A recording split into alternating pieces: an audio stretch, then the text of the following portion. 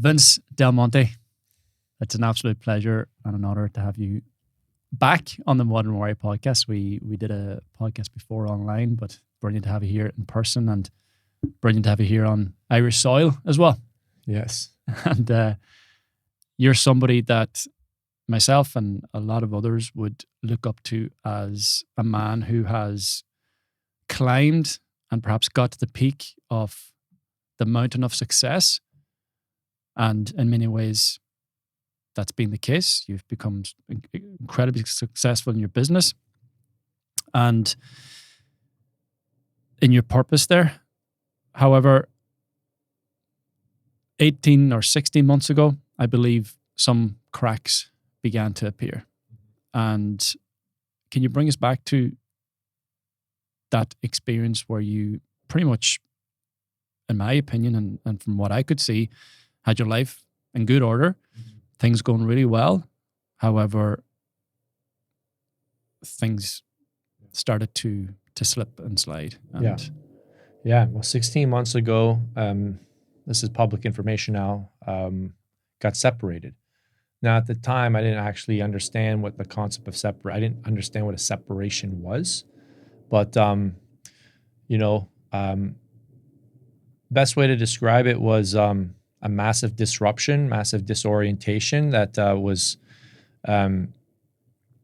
starting to, arise from, I would say, detachment in our marriage from like years and years ago. And the only thing I want to talk about primarily is like my role in this. You have a lot of men who obviously listen to this podcast. So I want to specifically speak to the men because, I believe that you have to take 100% ownership of your 50%. And I feel since then I have, and I've spent the last 16 months trying to understand how this came to be.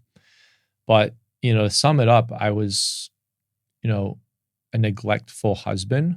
I didn't think I was, but the kids and my partner got probably my leftovers.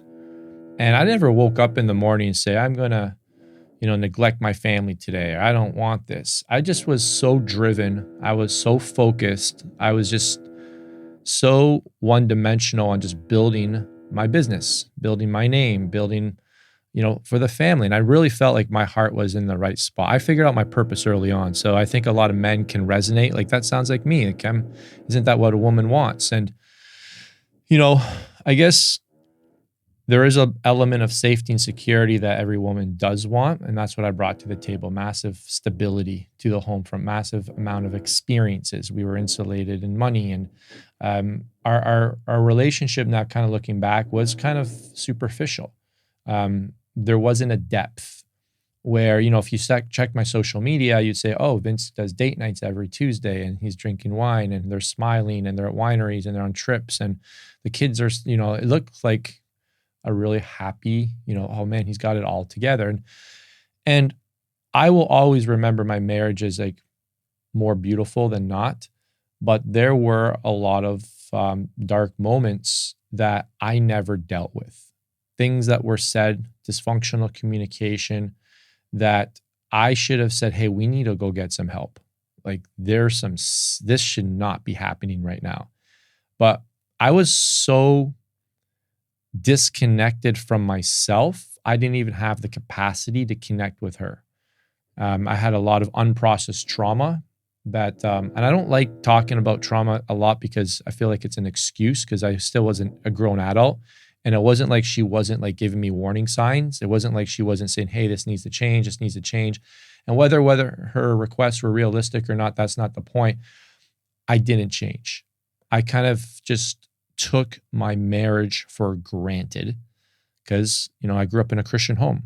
We don't get divorce. I said vows at the altar. I had a covenant marriage, and I just didn't think people like us got divorced. I didn't think she could just stand up and say, I'm out. I can't do this anymore. So I truly took advantage. I think I broke her down slowly. And, it just came to a screeching halt when it was in November 2023.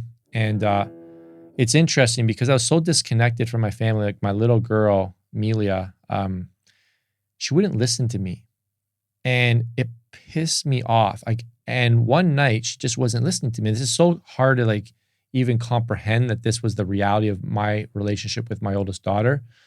Uh, but I was so frustrated because there's all these other things deteriorating. Like I had all these other things going on in my business that were, anyways, there's like some other drama that I was dealing with, and I was not emotionally regulated.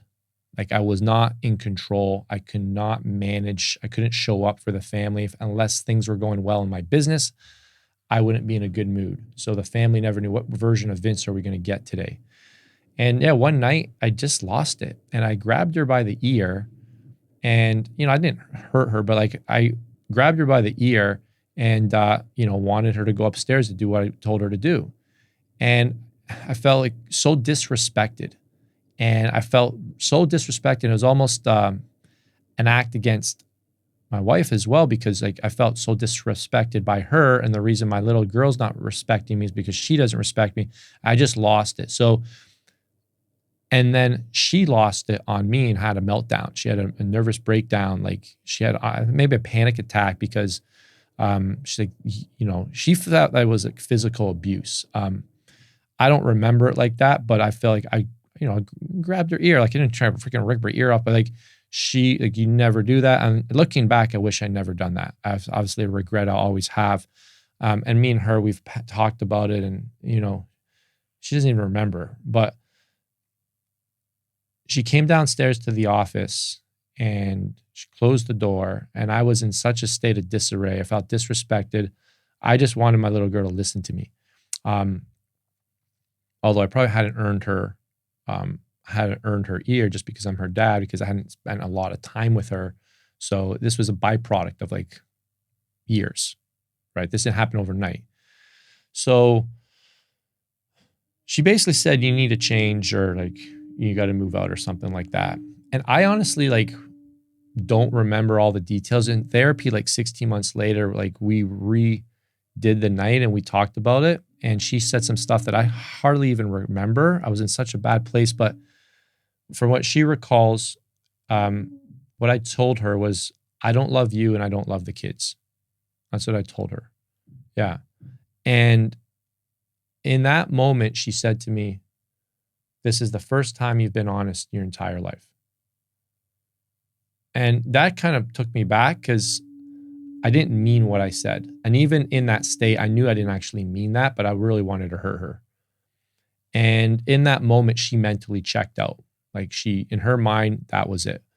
And in the next 2 weeks, you would have thought that I would have, the next day said, hey, remember, I didn't mean that last night. I didn't even remember I said that. I treated her like crap the next 2 weeks. And in that 2-week window, she mentally checked out. And to this day, 16 months later, she hasn't come back. And she's in a position now where it's just too late. So she's not in a place of wanting to try again, because her mindset, she already tried and got nothing back in return. If she was sitting here, she'd say something like that. I already tried and I got nothing in return. And she mentally checked out. She admitted 5 years prior to this even happening. So, and I share all this because a lot of men, we just take our relationships for granted, and our wives don't want to stir the pot. They're benefiting from the man's provisions and the experiences and the things he's bringing to the table. And the man's maybe, justifying it in his head, but look at this, look at this. So that happened, and I took off for a little bit. And when I came back, I thought everything was going to go back to normal. And she's like, Vince, I'm checked out. Like, I'm done. And that was around Christmas time. I'm like, what? What are you talking about? Like, and she's like, we're separated. And she basically said, you can go do what you want, and I'm going to go do what I want. I'm like, what are you talking about? And that was like the beginning of like my reawakening, when I realized that I've lost her and there was nothing I could do. And that was when I started to realize like I had serious anger issues. displays of anger I didn't know I was capable of, not against her. But I had the night that I tried to like, hey, let's make this work. She said, I'm done. That was the biggest form of rejection I'd ever experienced in my life. And that's when I knew, holy crap, I need to get help. And I got a therapist and I went right deep into like trying to understand how I lost my wife. And just so you know, I always thought like we were going to get back together. Like I'm like, this is probably going to take a year, maybe two. I didn't think it was going to get to where it's got now, where like I don't think we're going to make it. Not divorced, but I don't think it's. I think it's beyond repair. I believe that God can do miracles and everything. It would have to be an act of God to bring us back together. It would have to be like a real miracle, like a true miracle. Therapy wouldn't bring us back together. We did all the therapy in the world. Might have made things worse, to be honest. So the biggest thing that I quickly realized was that the reason I couldn't connect with her was because I never learned how to connect with myself. And it goes back to like really simple things. Like, in high school, I was always trying to be recognized. And I was trying to figure out like who I was. And I connected with the wrong group, the Italian dudes who, the Genos, they were all my buddies. And I was trying to just kind of earn their, validation. I wanted to be seen with those guys. And that led to drinking and stuff that I wasn't raised to do. And it was all things outside of who I authentically was. And I think what happened was in that pursuit of gaining an identity to, fit in, I was incongruent and unauthentic with like the real version of me. And I think if you look at other areas of my life, like, athletics and then entrepreneurship, those are all things that just kind of magnified this insecurity of not being connected to myself, loving myself, being authentic to who I really was. And those things, specifically entrepreneurship, they became almost like drugs to give me an identity, to give me validation of, hey, look at Vince, he's a successful guy. But it became, because I never done the inner work to really figure out my identity, one, in who God calls me to be, and then two, just who I see myself, I was just not connected. And I didn't even see value in connecting with myself because I achieved all this other stuff and I was getting my identity and recognition from like not having to do that work. So all of that pursuit was essentially a survival strategy, and survival strategies work. I mean, they worked until they don't. So they work to produce all this stuff, experiences, and what would be perceived as like success. And there was a lot of like lives impacted in the process. There was a lot of very noble and honorable work that was done to produce that success, if you will. I have no shame in that, and I'm proud of what I've built, and I love that I'm clear on my purpose, and I'm going to continue it. But I think the big thing with me is that, like most guys, is I didn't manage my relationships in the process. And, the relationship was kind of more of a, hey, look, I got a hot wife too. Hey, look, it was more like, how could she make me look better? There wasn't a genuine relationship. And then when I lost her, it was crazy. I realized like, this is actually what I want. The thing that I lost, I actually realized like, I actually want her. And it got pretty, the 16 months, there was a lot of like dark stuff that happened in that 16 months. I still wanted her. I still wanted, like, I wanted to reconcile. I wanted love to win. I wanted us to like, we can make this work. Like I wanted to do, I actually realized that I loved her. I do love her, but it was too late for her. Just, you can only be hurt so much. And to think like, was it that bad? So I've had to get to a point of just kind of acceptance of like, sometimes your choices have severe consequences that you just can't reverse. And for some people, like they can't look past things. And I've had to start to rebuild, I have to like, that's where we're at now. We're now like trying to actually accept the fact that, I'm raising 3 kids on my own, and running a business. We've significantly scaled back our operations and just our business philosophy, and even my messaging has dramatically changed. And it's not like a marketing thing. It's like truly like I'm like I feel like I'm now the poster boy for entrepreneurs who are on this quest for like more, more, more, and are gonna. I see so many dudes in their 30s, they're like, you're literally gonna lose her. Like I can tell just from conversations. I'm like, the way you're talking about her and all this stuff, like she's already probably on the way out. So I just, Even though they may be talking about her in a quite a positive way. yeah, I can hear it. Yeah, I mean, again, using the wife to make them look good. Yeah, or even when the men don't even appreciate, and again, I have sympathy. Like I'm this guy, so I'm not like beating up guys when I'm sharing this message. I'm like, you have no idea why you're able to produce this much wealth, because you have somebody taking care of your kid right now all the time. You don't have to worry about anything. All you worry about is work. Like, well, Vince, work comes with a lot of worry. I'm like, yeah, but you don't have to worry about, you're not worrying about your taxes. You're not worrying about the house staying clean. Your kid wakes up in the middle of the night. Your kid's sick. Like you have no clue of how much she's doing. And I said, if you don't believe me, take your kid for the next 1 week, just 1 week, not a month, just 1 full week, and watch what happens to your schedule, to your energy, to your focus, to like, you'll be like, holy crap, how the hell does she do this? And how is this even stimulating? And most men have zero clue. I didn't. I kind of knew, like you see her doing stuff and you're appreciative and you're like, this is awesome. But like, until you actually resume the role and you're the one making the lunches in the morning and driving them to school both ways, and you're now doing freaking laundry, and now you got to worry about all their school stuff and their trips and all their recitals and gymnastics. And like, you're like, holy freaking crap. Like you immediately, you don't appreciate the concepts of sacrifice and servanthood until like you're watching kids all by yourself. And then all of a sudden, all your dreams and ambitions are like, shoot, like, what about me? And you're like, no, I brought these kids into the world to serve them. They're not here to serve me. And when you get in a relationship, the point is to like serve your partner.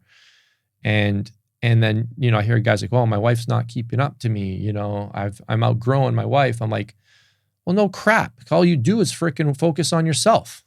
No crap, you've outgrown your wife. Your wife, at what time? She doesn't have any time to do stuff. Like you watch the kids all the time, and let's see how fast you're growing. So again, I say this with sympathy, like compassion and understanding, but most men are so checked out. They have zero clue. And they will get a wake-up call some way or shape or form. I just want to tell guys, like, it's not worth it. It's not worth losing your kids, breaking up the family unit. And we had a lot of issues, now, I think 80% of marriages that end up divorce could work. 20%, I believe, need to end. I don't know. I think we could have made things work. I think we probably still could if there was a true like change of heart, right? The heart has to change. But unfortunately, God allows divorce because sometimes somebody's heart hardens. And if somebody's heart hardens, there's no coming back. And I think, I'm saying that, I'm not talking about her. I'm just saying that like for men to understand that like if your wife's heart hardens, like when she goes ice cold, like it's done. Like it's too late. There is like, you hear about people reconnecting down the road in the future and all that. So I'm not like closed off to those ideas, but like your actions have consequences. And I don't think men appreciate that your wife does have hopes and dreams as well. And she might not know what they are now because she's freaking raising a baby. She's got kids. Like that's how a mother is wired, to take care of the kids. And she'll get there at some point down the road, but being in tune with like what she's experiencing, like apparently I thought I was kind of tuned in, but according to her, I had no clue what she was feeling and going through. And she gave me warning signs and I was just too busy. We had to have the next launch, had the next event, have to have the next milestone, had to get, everything just was about like growth. And And when you're hanging out with guys, like you're trying to keep up. That's your identity. It all came back to not like really establishing like my identity is not in who I am. Sorry. My identity is not in let me say that again. Yeah. My identity is not in what I do. It's who I am. And I had it mixed up. I think most men were like, when we get together, what do we talk about? We don't, hey, Gavin, are you happy with who you are? We say, hey, Gavin, how's business? How's your podcast going? Yeah. How's it done? Who got coming on your show? It's all about like what you're doing, not about who you're becoming. And us guys, that's kind of where we live. So, I mean, if you can start to find a band of brothers who are like willing to start talking about that stuff, as I was hanging out with some guys down here and we were talking about this stuff. I actually was telling a few of the guys, you guys are going to end up like me if you don't like self-correct, and giving them hope, like letting like this stuff is all fixable, but you have to have an intention and know like at the end of the day, like make all this money, you climb this ladder, you're the top by yourself. Like what did you accumulate? What did you actually accumulate? And not what you lose along the way. And it's like, a lot of these guys, like they get bored easily, right? And you're in a relationship, and like we talk about all the real stuff too. Like obviously, men always have temptations of all shape and forms. But like we talk about like, hey, breaking up the family is not worth it. Like you have way too much to lose. Like for any extra amount of money or any extra amount of like, hey, giving into some form of temptation that you could get away with, like it is not worth it. There's nothing worth breaking up the family unit. There's just too much at stake. So like men have to protect the family and have a vision for, what the family is and what they stand for and where they're going. And that's the man's responsibility. It's a weight to carry, but like somebody's got to carry it. So you got to get around guys that like have like the family is like in fact first, and it's not like getting to the next level of impact and growth and potential, being the best version of you. The best version of you probably nobody's going to know. The best version of you, your kids should know and your wife's going to know. But we want the best version of us to be the version that everyone sees on social media, which is like what people see, but like the highest version of you like is going to be probably a version where there's no cameras and where you're actually present and there's no phones and nobody's recording and it's just you and the people that matter most. That's going to be the best version of you. And because we're so insecure and we need validation because we don't deal with this stuff because it's too hard to look ourselves in the mirror and realize I'm building an identity around possessions and power and pleasure and all this other stuff, we end up like fractured. And it can really just suck the life out of you slowly. And then to be honest, like I actually looked in the mirror, and when I started to do the work, I remember Flavia saying to me, I hope you're not doing this for me. And it kind of annoyed me because I kind of like, well, obviously I want to do the work so we can make this work. But I genuinely knew what she meant. I'm like, no, I don't like, there's a lot of parts about me that I love, but there are a couple pieces about me that I don't love. And there's some stuff that I actually need to change. I don't like that I get bored when I'm around my kids. I don't like that I can't focus and find a conversation fulfilling. I didn't like that about me. I'm like, why do I not see any value in this conversation? And I realized that's not something I want to be proud of. I would say, well, because they're not on my level, or we don't have anything in common. Well, why don't I take an interest in who they are and what they do? Like that really bothered me that I had all these retarded excuses for not being able to connect to people because I thought I was like ahead of them or something. And there was no value that they could bring to me. I had a great conversation with the taxi driver here. Like, educated me on the whole freaking taxi revolution. I was like fascinated. I'm like, getting to know the guy. I was like, I would have never done that before. I've been on my phone sitting in the back seat. I got in the front seat and I just talked to the guy. I'm like, connection. Now I feel connection. That's the money word. I think every dude I know deep down actually values connection. They want connection, but just don't know how to get it. They're finding the wrong places to find it in success. Every man wants connection. This past couple of days, I was hanging out with these guys and we had some of the best conversations ever. And it's because we felt connected because we were sharing like fears and vulnerabilities. And, one of the guys opened up about like, he's just doesn't have a great relationship with one of his children. And he felt ashamed because they didn't know what to do. And he was asking us like, I don't know what to do. I'm like, this is real talk. I was so impressed that he opened up. And, other guys are just kind of sharing stuff for like real temptations men have. Especially when you're in a position of success and you have a lot of eyes on you and you've been in a relationship, a lot of money even maybe, as well. Yeah. And maybe you've been in the relationship with the same woman for a long time. And all of a sudden, like you're kind of at a stagnation. This happens. And like, the sex life is boring. And guys open up about this. You have to talk about this stuff and like, hey dude, this is actually normal, but like, let's talk about, here's, you could go this way or you could go this way. And like, we just started to deconstruct, like, how can you start to improve this area of your life that he didn't have anybody else to talk to about this. And it's a very important area to talk about. It wasn't something you could sweep under the rug. So having these relationships where you can talk about some of these stuff and the other guys start to open up and like, oh yeah, we went through this phase too. And here's what we're doing. And next thing you know, there's way more trust in the group now because guys are sharing. And some guys that came in, we call each other out too. Like, that's not cool. Like, dude, you got to kick in over here, man. Like, so I was the one doing more of that. Yeah. Here I come with a big bag of lessons. And they know, I can say that. They know I'm not like judging them, like, because I'm so vulnerable myself. Like, they know it's coming from a place of love. Yeah. Like, I'm not here to make a dude feel more shame or guilt, right? Mm-hmm. But what I do want to let them know is that there are consequences to your choices if you don't wake up.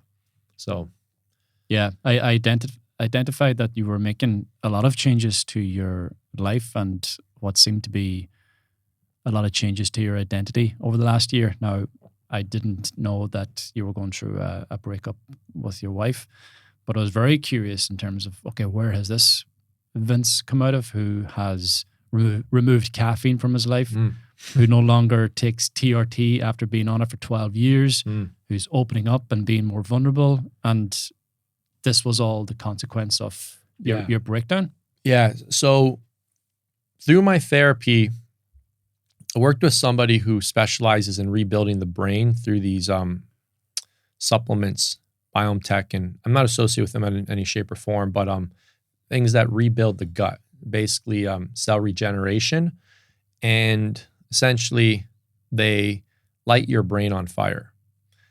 That's the best way I can describe it. And actually the formulas that they had inspired the movie with what's his name, Bradley Cooper? Limitless. Yeah. So their stuff inspired that movie. So just imagine and when I went on this stuff, I had more energy than I can describe. And I was like, my brain was like always lit up. It felt like it wasn't an espresso feeling, but probably the easiest way to kind of explain it to somebody. It felt like I was on a drug, but this is just like bacteria that rebuilt the gut. And immediate impact? Yeah, you take them, not the sprays. They have sprays, crystals, spoons. And I would go down and I would meet her and we do these couple spoons of bacteria was on. I can't explain it all properly, but it was a cultured fermented food that you'd put it in, there was almost an immediate effect. And so when I say I came off this stuff, I also had some stuff that also was like supporting me. It wasn't just like I cut it completely and I was like a zombie for. Well, the caffeine, I did feel like a zombie. The caffeine knocked me out for a month. It's been actually almost 1 year to this month. I've been maybe a little longer. Yeah, I've been off of caffeine for over a year this month. That was the worst month of my life. No caffeine, because I used to drink 300-400 milligrams of caffeine a day, if not more. Remember, I created a world's strongest pre-workout. Yeah. Preload. That's right. Right. Most expensive bottle of pre-workout. And I created that. I love caffeine. Like, I'm Italian. I love like the espresso. Like, I have all my buddies like 7-8 espressos a day. These guys would go over, having espressos at like 9 o'clock at night. I'm like, espresso was our blood type. It was, so I looked at everything that contributed to this disconnection from self. And the way I describe it is like I was asleep, and anything that prevented me from being awake. So I didn't like to be in touch with like feelings. I just like to be in my place of comfort, which was driving, which was building, which is creating, like producing. That's where I felt like Alive. alive. Yeah. So testosterone obviously helps you be more decisive. When I'm on TRT, I can make decisions way faster. I was also I felt like more muscular. It was easier to stay leaner. I had more energy. You just feel more confident. But I felt like it was artificial. And I didn't abuse it. I was right in the doctor levels, but I didn't feel authentic. And I also wasn't really talking about it. So again, I looked at the areas in my life where I wasn't connected to who I am, and I wanted to start to eliminate those things. I also didn't like the practicalities of having to stick a needle in my ass for the rest of my life. And if I use a nasal spray and stuff, there's other things I use, but I just didn't like the idea of having to be on something. And I also realized that a lot of the guys who are on this probably needed to be told a similar message to me, because this lady told me, like, you got to get off this stuff. Like, you don't know the long-term effects of it. She kind of scared the crap out of me. And like, even though it's culturally acceptable to be on TRT, it's almost normalized now. It's very normalized. And it's like every dude's on it. And, and I just was like, I didn't feel authentic. And I'm not here to tell a guy you should come on or come off, but I didn't feel authentic. And I feel like that was a big part of the reason I wasn't connected to myself. So that had to go. Caffeine. I love caffeine, but and there's tons of science to support like benefits of caffeine. You could find all the science in the world to support it. But again, it's a drug. At the end of the day, it creates artificial energy. And the way I understood it is that it doesn't give you energy, but it delays fatigue. So there's always a debt to pay. Mm-hmm. And that debt to pay for me was lying on the couch at the end of the day. When my family needed me and when my kids wanted to go jump on the trampoline, I would go lie on the couch.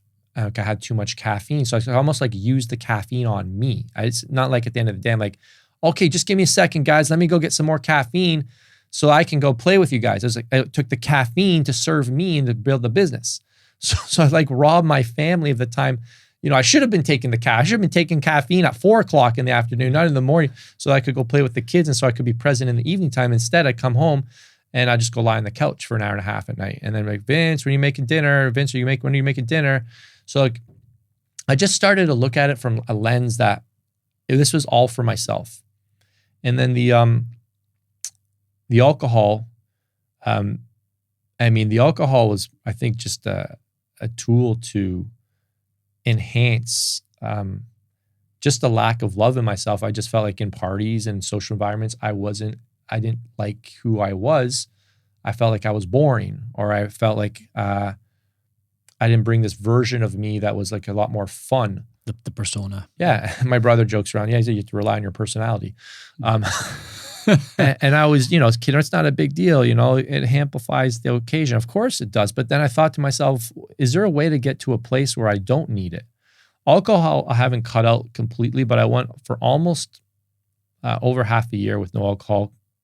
When leading up to that, I think we had like a bottle of wine a night for like years and years, like a lot. And it was like, at the end of the day, me and her were just like, it was our numbing pain or something. Mm-hmm. And a distraction from it was a distraction problems from in the relationship. Exactly. Yeah. We could go lie on the couch and we both, numb ourselves, and we didn't deal with anything.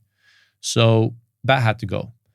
But alcohol destroys brains, right? Destroys your truth receptors, right? Destroys dendrites, and you don't have the ability to recall what you said, or you don't have the ability to recall what others said. So like there's nothing positive about alcohol. So yet you still drink a little bit. Yeah. I was with the guys, there's so much wine, I want to be able to, I don't think I'll ever cut alcohol out like forever. I also want to be, authentic with myself. I really enjoy like some red wine. The socializing aspect, if you cut everything out, does life get a little bit boring? Yeah, I think I'm not in a place right now where like alcohol, I haven't figured out how that's going to play. Like you see a lot of these big guys, like everyone's sober now, and I think that's great. I think being sober is a way better way to live. But at the same time, I don't want to demonize, having, wanting to experience some scotch or some whiskey with some guys. I think, some people say, moderation kills. Some people say everything in moderation. Alcohol is a poison. I want to openly say that it is a poison. So, I just have a little bit of poison. So I do recognize that it's a poison. But at the same time, I want to be in a place where I also don't feel so inauthentic where I'm not drinking because I want to look at me, I don't drink. I want it just to be a genuine thing. So I haven't figured that alcohol. I can see myself enjoying, some wine and some whiskey and some scotch, having a cigar, in certain occasions to enhance the experience intentionally. But definitely not keeping my liquor cabinet stocked and my wine cabinet stocked like I used to. I'd have boxes of wine come in every couple of days. It was people come over, hey, I'd have the wine out. It was a part of my life. Your identity again. Yeah, that has gone. I got this beautiful bar at the Tennessee house, and it's hardly stocked. I'm like, what a shame. I guess, do I stock it or do I not stock it? Do I stock it for decoration or? But balls of water. Yeah. And then, yeah. So it's intention is important. So intention around alcohol. This week you were up with Phil Graham and a few men up in Belfast, and there was an intention there to go and enjoy and have some incredible connection with some incredible men. But then when intention is not there, you can sort of lose your way. It just becomes, again, an escapism or an avoidance. They all came to see me back in December, and that's actually when I was I didn't drink the whole time they came to my house. It was crazy. I didn't have a sip. This trip is just in a different place, and I just felt, one, he's got incredible wine. Two, we're eating incredible food, and I just didn't feel like I wanted to miss out, if you will, and I wanted to have that experience with them, and I enjoyed it. I think the big thing is when you're like, oh my God, I just said I wasn't going to, and I did. I knew I was going to, so I think it's having, like you said, intentionality around what you do, what you say you do. If you're going to say I'm going to have 2 drinks, have 2 drinks. All right. If you say I'm not drinking, then don't drink. If it's okay, I'm going to enjoy the Friday night, but I'm not going to be drinking with them the other nights. Just stick to what your standards are. I think that's the key to being authentic. It's sticking to what you say you're going to do. I think where guys start to lose their self-confidence and feel like an imposter is when they say I'm not drinking and then they get bombed 4 nights in a row. That's going to mess you up. Yeah. You don't trust yourself then. Yeah, exactly. So I think it's I'm going to try some of that stuff, but I think you just have to have some limits and just, hold to your limits. And I think to me, that is a more aspirational way of living. Right. And how have your intentions changed in other areas of your life, having gone through this process? Well, since we're talking about all the hot subjects, I eliminated pornography. Never would say I had an issue, a problem with it, but right after I got separated, I got Covenant Eyes, the app, $19.99 and a month, and I put it on the kids' devices. I put it on my phone and my computer, so I've had zero even access. So I haven't viewed any pornography for almost 16 months, and I felt like that was a very, very good decision. I'm actually going to make a YouTube video on that, and I just wanted to eliminate things that just created any more guilt or shame. I just wanted to start to reconnect with God. And I know when there's blatant sin in your life like that, it's hard to hear God's voice. It's also difficult that it's also a period of your life where intimacy is completely gone.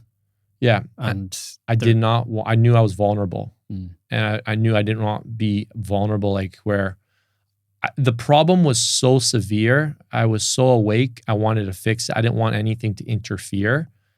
So if I'm going to start to pour, because there was so much at stake, and I wanted to, 1, work on myself, I was hoping that she'd see a change. And I was like, it wasn't worth it. It was like there's too much at stake to risk that interfering with a recovery process. So I took that very extreme stance of like, that's got to go. And I knew the only way I could get that eliminated was just to put like, you can try and type Pornhub on your phone here, but nothing will come up. So I have access to zero pornography, and it's been like, don't even miss it. I mean, it's been great. Now, unfortunately, your freaking Instagram app can turn into porn if you look at too many of the wrong photos. Yeah. And you go to your Discovery and it's a porn site. Yeah. Yeah. And then it just feeds you more and more. So, so how do you manage then whenever the craving comes up? When the the temptation. Well, first of all, comes up, temptation isn't wrong. But, giving in to the flesh stuff. I mean, the flesh is very, very strong.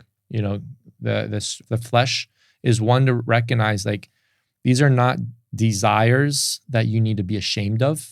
And I think a lot of people are raised in, religious upbringings where you almost feel guilty if you see a beautiful woman. Like when I pulled up, a beautiful woman walked in front of the taxi cab. Like I noticed her.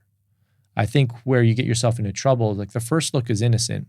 It's the second look and the third look that's a sin, where you're kind of starting to undress her with your eyes. But if you're downtown Nashville and there's thousands of beautiful women there, like I used to feel guilty there.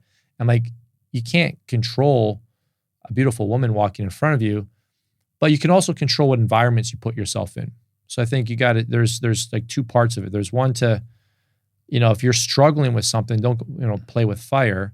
But then at the same time, you do need to understand that these urges will come and go. It's kind of like food temptation, right? Like if you go to a party, it's like acknowledge like you're craving something right now, and just like doesn't mean you need to act on it, right? In the Bible, it talks about I gave you a spirit of power, love, and self-control. Like self-control is one of the fruit of the spirit. Like self-control, like we have the ability to choose, right? God is a sovereign God, but he has also given us the role of responsibility. So understanding that I have responsibility to break that word up, ability to respond. So when I feel something, I have a choice. And I find that like sexual, like temptation, like that, cravings, like that's just like food. If you just kind of wait, it goes away. So you just have to realize it's like I'm at a party. I'm like, oh my God, they got chips. Holy geez, they got donuts. They got all the stuff, all the carbs. I'm not supposed to be eating these this week, whatever. If you wait 30 minutes, all of a sudden you gain a sense of confidence. Okay, I got this. I'm good. And then you start to realize like it's just, you have to wait through that 30-minute like temptation window, and it kind of goes away. There's also the environmental factor, because when you go to a party and you're surrounded by indulgent foods, it's a lot more difficult to resist that temptation. And the same with women, perhaps. If you were going to bars and nightclubs every single night, your resilience to resist temptation may begin to dissolve. Yeah. So those environmental factors are also extremely important. Yeah. So, but then part of environment is our phone now as well. So it's about moderating that. Moderating the phone too. That's huge. Yeah. I mean, there's that new book on the anxious generation with like how phones are just destroying kids. And they're now showing like kids shouldn't have phones until like high school, and any devices, like it's creating so much anxiety. I went to Canada's Wonderland recently, and every freaking kid is on their phone. And like the next generation of kids, like they are very disturbed and very like not normal. I've disconnected. I don't even know. It's very, very concerning. But yeah, that phone, like the amount of access, the amount of stimulation, dopamine, adult material you can get, like nobody was designed to handle that much stuff in their back pocket. So you have to have like a vision for your life. I think you've got to have like a high purpose. And I know when I'm like in purpose, when I'm like focused on building something, I don't have time for that. I don't have time to scroll, because like I got like my day is busy, right? They say the devil loves white space on your calendar, right? So like have no white space on your calendar, be intentional. And some of your intention might be like a 2-hour no phone zone, right? No phone, 2 hours a day. If you can't do that, you have a problem. Well, Vince, I run a big business. Okay, well then you can't run a big business off your phone 2 hours a day. So you set your standards for yourself. But that one, you got to be really disciplined. I actually have my kids help me. We do a daily 2-hour no phone zone. And my son, Gianluca, loves it. He's like, Daddy, what time is it? It's like 10:50. He's like, okay, so 2 hours, 11, 12. So you have to be off your phone. You can come on. You can turn it back on at 12:51. Yeah. And they love it. Daddy, have you done your no phone zone yet today? And you might say it's embarrassing to need your kids to stay off your phone as motivation, but I mean, you got to do what you got to do. Well, your kids want you to be present with them. Yeah, and like, what are you telling them when you're on the freaking phone in front of them? Like they're like basically saying your phone's more important than they. Yeah. There. Yeah, and they don't know how to say that, but they will get annoyed as the kids get a little older. Like my little girl, Amelia, she'll like, Daddy, you never listen to me. And she gets so frustrated and you like see the disappointment and you're like, oh crap. Like then you realize you have a problem. You never listen to me. I'm like, well, that's not true. Like you didn't even hear what I said. What did I say? And then they start to push back. You're like, oh my crap. You were talking about, see, you don't even remember. You don't even see, you don't listen. And your little girl saying that to you. Then you realize, okay, there are like consequences. You can't get away with like not being undisciplined. You can't get away with not having self-control. Like it will catch up to you in every area of your life. So, I mean, that's kind of. Have you been able to forgive yourself for what's happened? I don't know if I'm not sure. I think I have and I haven't. Like I put a lot, I really feel like I fell on the sword with this. A lot of my family, I just kind of be kind of careful what I say, but like, obviously it takes two to play, right? It takes two people to start a marriage. It takes two people to put a marriage back together. So, and she would openly admit like she had her contribution, but I think I owned a lot more of it. As in you wanted to make it work more so than she did? More so, I took more ownership of how it got to where it got. A lot of people have said, and at the end of the day, it is what it is. But I think it's been a lot harder for me to forgive myself because I feel like this should never have happened to me. I grew up in a Christian home. My dad was a pastor for 19 years. My parents have a great marriage. Like they actually modeled. Like it wasn't like I wasn't given any tools. It wasn't like I didn't have a good model. I can't make those excuses. It wasn't like I wasn't given the warning signs. Hey, Vince, things need to change. Like I was not intentionally, but consciously or maybe subconsciously, neglectful. I have to own that I took her goodness and her support for granted.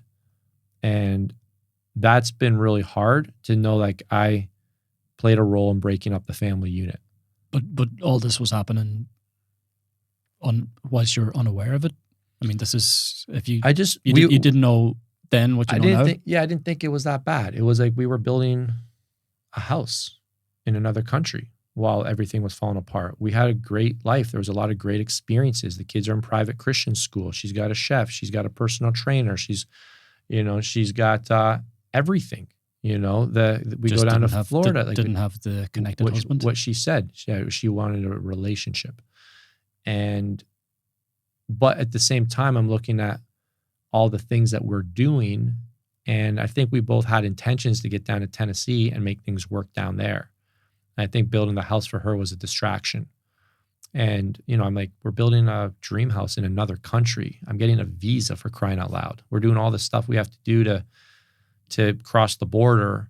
And I'm thinking to myself, couldn't have been that bad. I mean, you look at the photos, there's a lot of smiles. We definitely had fights and stuff, but the relationship wasn't the priority.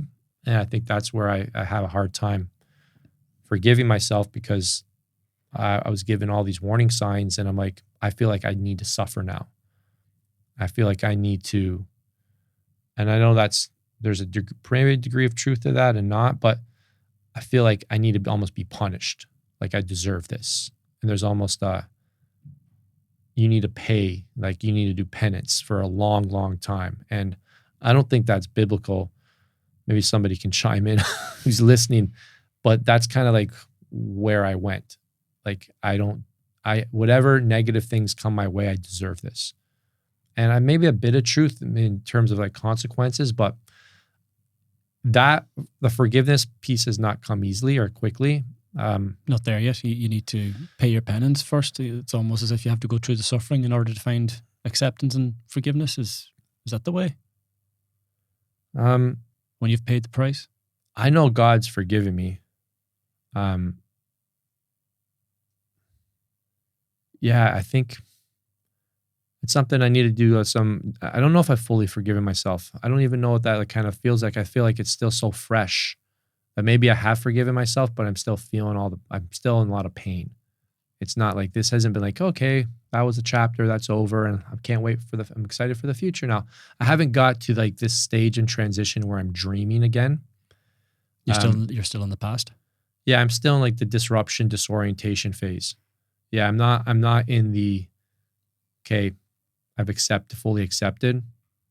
I'm not in the like looking forward to the future phase yet. How do you manage this pain and suffering that you're in with your children? A lot of acting. There's a lot of, have they been able to identify the cracks and the pain that you're dealing with? I cry with them a lot. It's so like, I used to never cry ever. For like 43 years, I cried at two family members' funerals. Which is a tragedy in itself that you haven't cried. And I mean, that's something that a lot of men struggle with. Yeah. Yeah. And one of the first things my therapist taught me was crying is ice melting. And it was crazy because when I did one of the first sessions with her, come back to the kids in a moment,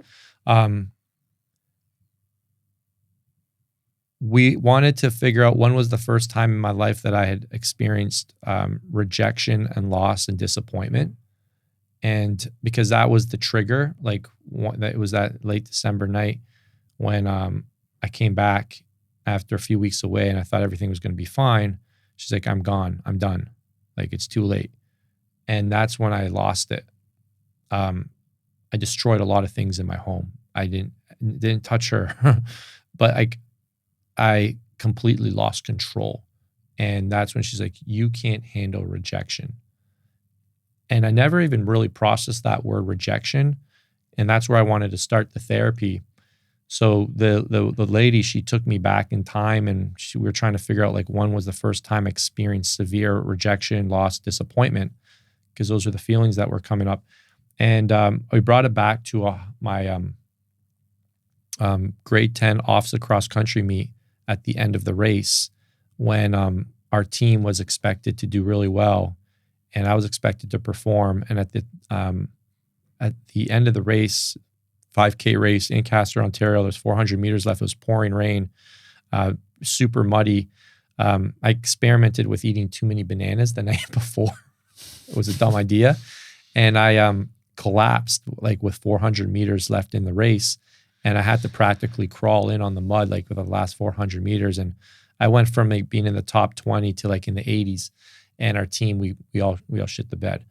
And I was so disappointed with myself. When I was in the car, I smashed my parents' window.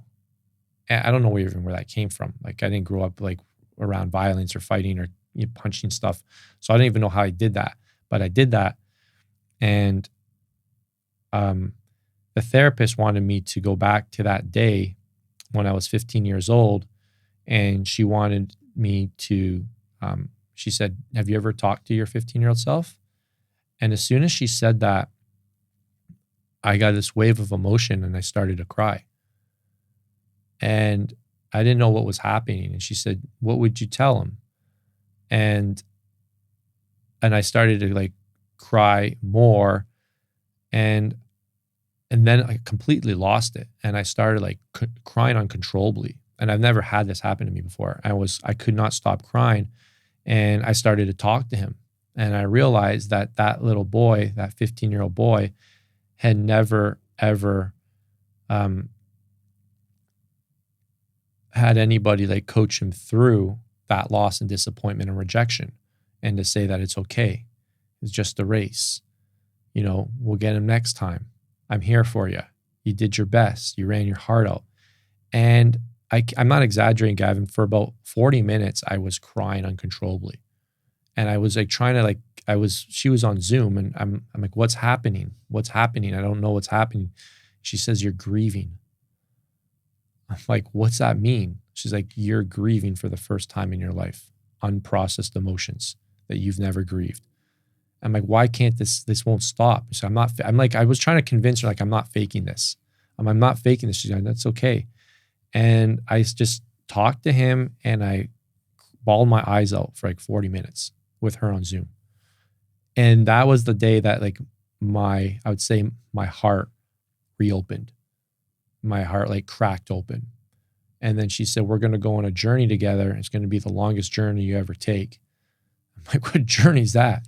We're going to connect your head and your heart. The longest 18 inches a man will ever travel is from his head to his heart. And we're going to start that journey, because I've always lived in my head, which is where most men live.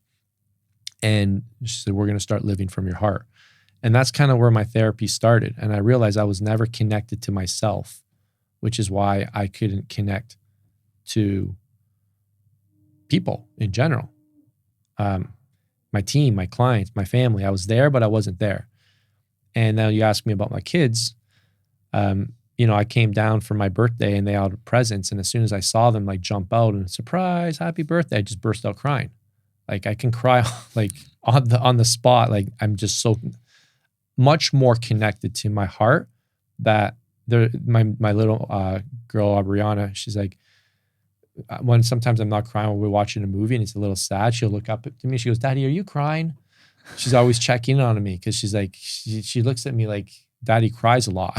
I don't know if that's good or bad, but shouldn't be a bad thing. Yeah, no. Yeah. I mean, isn't it normal to laugh when you're joyful and happy? It's normal to cry if you're sad. And yeah, exactly. And I think I'm the best thing that has happened from this entire process is like, I feel like I've melted a lot of ice, and I really like who I am.